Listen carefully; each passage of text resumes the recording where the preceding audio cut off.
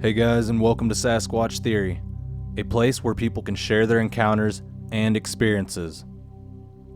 North America is known to be a hotspot for cryptid activity. The fact that they are cryptid creatures means they are rarely ever seen. But you don't always have to see a Bigfoot to become a full-on believer. Sometimes hearing them is all the evidence an individual needs to become convinced that something unusual is living out in the forest. In this episode, I get in contact with a Missouri resident who reported hearing strange howls one day while exploring the forest near the Missouri River. The rivers are a great place to experience Sasquatch activity, and many people have speculated that Sasquatches use waterways as a way to travel and to obtain food. You will often hear people say there is not enough food in North America to sustain a primate-like creature, but my objection to that is, how did a hominid like us make it this far? And how do grizzly bears, elk, and moose get as big as they do? The simple answer is yes, there is plenty of food around for them to live. Not all Sasquatch are huge, but just like catfish, sometimes they get as big as cars. This same rule applies to everything in nature. If you enjoy these types of videos, please be sure to like and subscribe. Alright, you wood boogers, let's dive into this next Bigfoot report from the state of Missouri.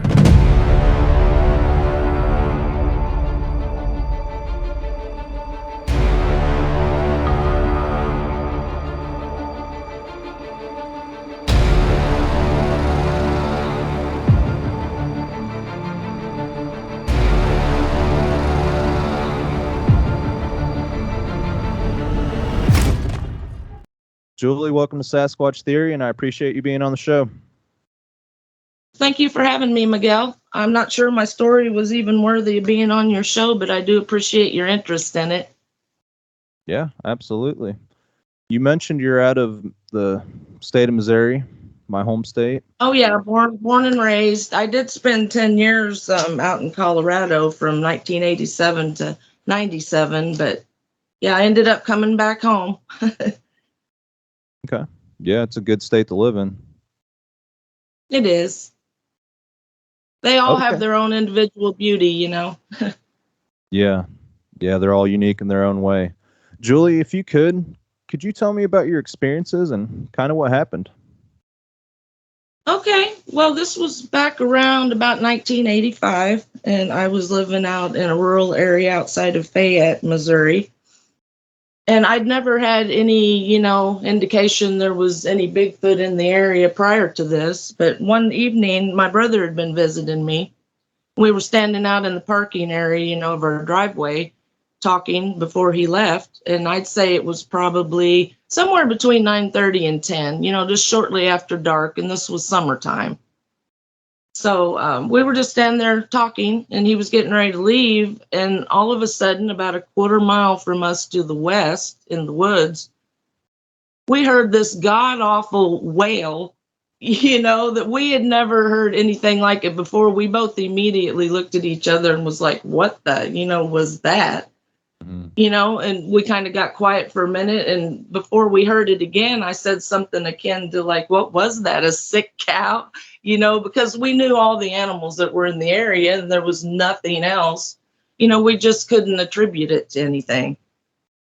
So, a minute or two later, we heard the same exact kind of a wail. It was kind of a cross between a wail, a howl, and a scream. The second one we heard, seemed to be like a mile away, kind of north of us.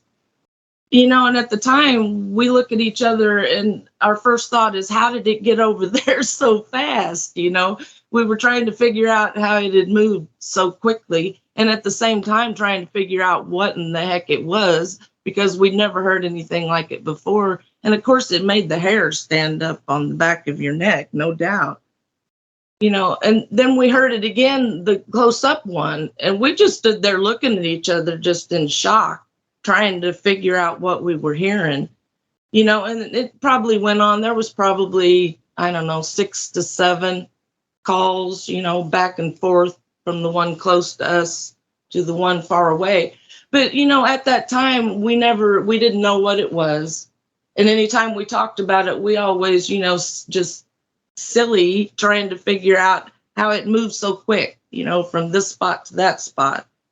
Well, then, down the years, of course, when all the, Finding Bigfoot shows and everything started coming out on TV, and people started playing the recordings they had of them, the call blasting and what have you, I'm like, that's what me and my brother heard, that time. And I mentioned it to him, and, he agreed with me. But, we spent a lot of time in the woods back then, and I never had the presence of mind to like look for signs, and I'm sure that they were there. They had to be. Because this wasn't too awful far. I'd say this was maybe 10 miles from the Missouri River, and I really believe that they like follow the rivers and stuff and stay in the wetlands, so to speak. But yeah, I wish I would have had the presence of mind like to go out in that woods and try to find some signs of it the next day. But at that time, I had no idea what I was hearing. Yeah. I was just getting ready to ask you if there was any rivers nearby. Oh, yeah, the Missouri River. Yeah, about 10 miles. Yeah, you answered my question before I could even ask it. So you heard the loud vocalizations. Can you what's your best description of it? A lion, a whale, a gorilla?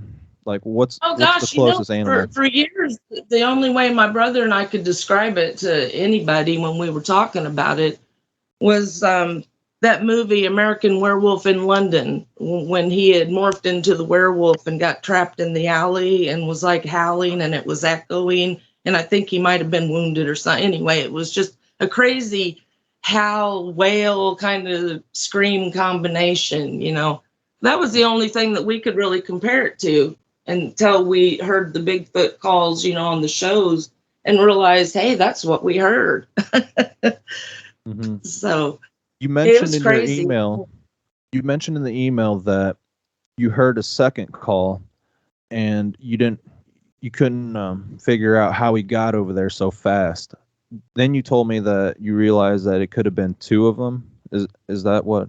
Well, yeah. I mean, as fast as we were hearing the one close to us, and then the other one like a mile away would respond. There's no way it could have been one moving from. That it had to be two communicating. That's all I could surmise from it. There's no way that any one could be moving, from a quarter mile away from us to a mile away from us that fast. So I just surmised from that it must have been two communicating to each other. Okay. But, I've never heard anything like it, and I've been in the woods a lot. I know all the animals that are out there. I know there's bobcats and mountain lions. And cats can make some of the craziest screaming wails and cries of anything out there, and this didn't sound anything like a cat. And the responding Sasquatch, did it sound like the first one? Yeah, it did. It was almost an identical call. That's what had us confused, I think, and thought it was the same one moving fast somehow or another. Because it was identical response. What kind of message do you think they were sending out to one another? Gosh, I don't know. I mean, the one close to us probably heard us talking, and maybe was letting the other one know that there were humans out and about. I'm not sure.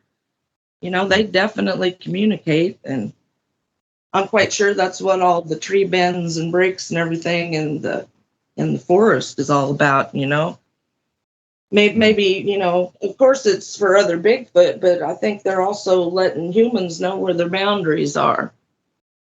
Yeah. I also have a theory about the nest people find. I don't think that they're like a bed that the Sasquatch is using on a nightly basis or anything like that. I've kind of thought from all the shows, that I've seen and the information I've gathered, that they're like a birthing nest, Maybe when they're migrating through an area and a female goes into labor, they build one real fast for that purpose. And that's just a thought, Yeah, But could they, be. they never seem to be they never seem to be a nest, that's getting used repeatedly. They look like they were just built for one time use or something. A lot of them. That's just my theory. Yeah. Okay. You mentioned you had some more experiences. If you could, please tell me about them. Oh well, I just have one other one related to Bigfoot, which is just a secondhand tale. I was working at a nursing home years ago, and another gentleman that was a nurse there, we were sitting in the break room talking, and I'm not sure how Sasquatch even came up. I'm sure I probably brought it up.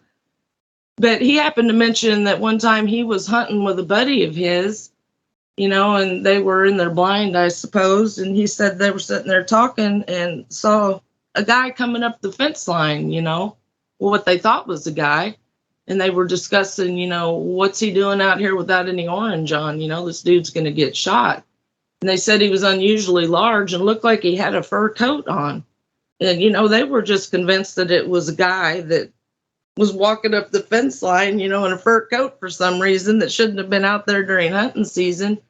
But then, their curiosity got piqued when this guy stopped and flipped a log over and started picking things up underneath the log and eating it. So, but I don't recall him ever talking about what happened after that. Like if they got scared and ran away, if he meandered off, if they saw where he, just nothing past that part of his story. But yeah. Just a secondhand sighting there. Okay. But that was also up here in like north central Missouri. I think that was in the Huntsville area where he was hunting. Yeah. Have you ever went back to where you heard the vocalizations at? No, I haven't. I haven't really had any reason to, since moving away from there. Actually, when we moved from that spot, we moved to Colorado. So then I lived out there for 10 years, and we did an incredible amount of hiking and camping and hunting out there. And I was always hoping to see something, I even wanted to see a bear or a mountain lion. And we saw plenty of tracks, signs, scratches on trees, but never, and fortunately, never ran across one when we were out hiking or camping. So, and my brother he lives out there to this day and does a lot of wildlife photography and hiking and stuff. And he's never told me of any other encounters that he's had, unfortunately. But like me, he also watches all of the Finding Bigfoot and Expedition Bigfoot. And, he has interest. Yeah. You mentioned some paranormal experiences and some UFO experiences. Could you explain those?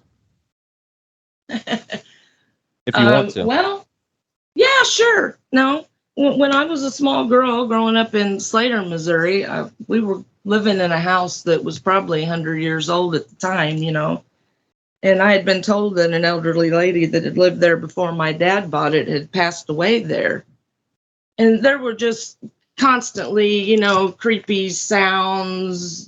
Just there, one time someone knocked at the front door, and the front door, had a glass window in the top part of it. My mom had a curtain over that window. Someone knocked at the door, and my mom went to the door and grabbed the doorknob to open it. And someone was on the other side pulling, against her. And so she parted the curtain to see who was out there, playing with her, and no one was there. So, yeah. And then actually, my father actually passed away in that house when I was about 9 years old. And after that, I remember several incidences, like he had a chair at the kitchen table that he used to pull out in a certain direction so he could sit there and smoke a cigarette, drink coffee, and look out the back door. And, for a long time after he passed, we'd get up sometimes in the morning and go to the kitchen, and that chair would be pulled out, and things like that. But as far as the alien stuff, that's one of my earliest memories as a child when I was about 3 years old. We lived in a small house, so we kind of had to share bedrooms and whatnot. And I was in a baby bed in my mother's bedroom. And I woke up through the night, and my bed was by a window, and I looked at the window, and there was a face in the window that just terrified me. I started screaming and crying, and my mom got out of her bed and came and got me, and I told her what I'd seen, and she just convinced me, oh, it's just Jack Frost. There's just frost on the window, looked like a face. But then, like years later, when I was living in Colorado, I went to the grocery store shopping one day and was going past the book section in the grocery store and glanced over and saw the cover of the book written by, I think his name's Whitley Strieber. The name of the book was Communion. And on the cover of the book was one of the gray aliens with the big black almond eyes face. And as soon as I looked over and looked at that book, at that face, it just snapped in me that that's what I saw in the window when I was 3 years old, And then there was also a time, after that, I don't know how old, I probably was around 8 or 9, that my brother told of a story where his bedroom was actually in the dining room at the time. And he woke up one night and said that one of the little grays was actually walking through his room. Like he said, a little being about 3 foot tall that was glowing in the dark walked through his room, So just crazy stuff like that. But it just seemed to happen all the time when we were kids. So I just grew up, thinking that stuff is just real to me. It's just a part of life, just like Sasquatch. I don't have to see one to know that it exists. It's just like the wind. You can't see the wind, but you can see what the wind does. Yeah, exactly. So in your opinion, after having these paranormal experiences and hearing the strange vocalizations in the woods, do you feel like they're connected? I don't know. I think, from my experience and from what I've seen of other people's, there's almost got to be some kind of connection, but what it is, I don't know. Because you just reminded me of another thing that happened when I lived in that Fayette house out in the country. There was one morning when my husband at the time went hunting with his brother, and they were, I don't know, maybe half mile, 3/4 of a mile away from our house. And, he came home early, and I remember asking him, what was up? Did they get something or what? And he said, no, actually something kind of weird happened. And I'm like, well, what? And he said, well, while we were hunting, he said, we actually saw a UFO, a light, just come down out of the clouds and kind of hover over the house for a little bit, which is crazy to me because I was actually in the house sleeping at the time. And he said his brother just freaked out about it and said, I got to get home. I got a wife and kid, his brother just freaked out about it. So they left their stands and left the woods, and then that's all he really told me about is they just saw a light come down out of the clouds, hover over the house for a little bit and then leave. So, yeah, I don't know. And that was around the time when my brother and I heard that vocalization. So, and we had a lot of UFO activity out there. We had, family members and friends that would come, and we built a little fire pit out on the hill in our front yard. And we used to sit out there and watch them and watch the lights. And there was one night in particular when we saw one, that was moving around, down south of where we lived. And just a few minutes later, here came a whole squadron formation of helicopters went over the house in that direction, and we could see a couple of the helicopters shining spotlights down in the hollers and stuff like they were searching for something, but the lights, the UFOs were gone at that point. But I'm sure those helicopters had to come out of Whiteman, as close as it is to this area. Okay. But yeah, lots of UFO activity down in that area. But strangely enough, that vocalization my brother and I heard was the only Bigfoot activity that I can recall. But when we were in the woods hunting and hiking and stuff, I wasn't looking for it back then. And I could kick myself now. I wish I would have been, because I know there had to have been signs that we just were missing because we weren't looking. Yeah. What part of Missouri did the UFO stuff happen in? Oh, that was that same area, in that rural area, southwest of Fayette, about 5 to 7 miles. Yeah, okay. that was definitely a hot spot. I So can all the remember one time we had some horses up the road in a pasture, and one evening I was walking up the road to go up and check on them, and I saw a light appear in the sky, and it appeared as though it was coming toward me, and it like really freaked me out, and I turned around and went back to the house and didn't even go up and check on my horses. But we had seen so much of that kind of activity out there, I mean, kind of got used to it. yeah. Okay. So does that sum up about all the activity that you've experienced? Yeah, Okay. pretty much. I mean, I could add to that. I could add to that story when I was a kid. The alien encounters.